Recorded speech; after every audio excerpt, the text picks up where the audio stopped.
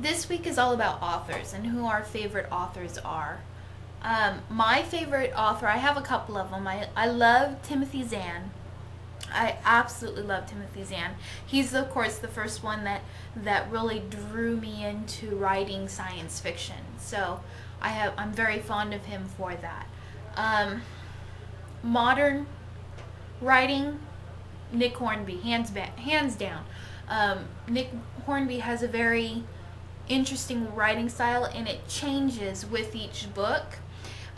So one novel, you may like it, the next novel you may not. But hands down, my all-time favorite author is or was Michael Crichton. He was the first one that really helped me to fall in love with reading. I have every Michael Crichton book there was, even the really, really bad ones, because every new writer always has a bad novel, at least one. With him, what really draws me in with Michael Crichton is that his stories are tangible. He has a way of describing things that you can picture and visualize very, very easily in your head.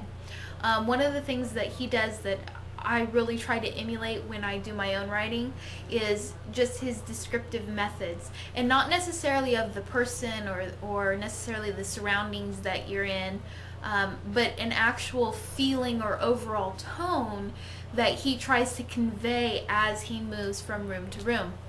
I always think of the Andromeda Strain, and if you've never read the book, they've made several movies about it, but he's talking about how they're descending down lower and lower in the elevator, and they pass through different rooms of different color combinations and what each color combination means for each room, which may sound completely boring, but it's interesting how he goes through and how the lowest level they picked a certain color combination because it was so deep that this color was supposed to soothe and remind you about being in the open air because they were so deep underground.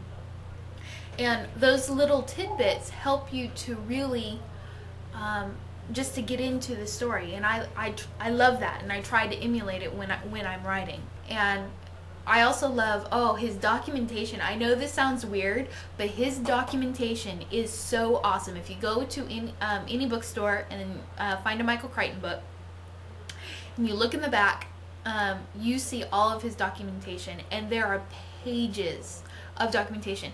And I never honestly thought in a million years that I would need documentation to write a book, because I figure you're an author, you're going to pull it out of your head, which is part of the reason why I love his writing style, because it's so detailed, it's so visual, and you know that he has seen, touched, or done something, and it translates very well into his writing style. It proves to your readers that you are actually honest and earnest about your craft.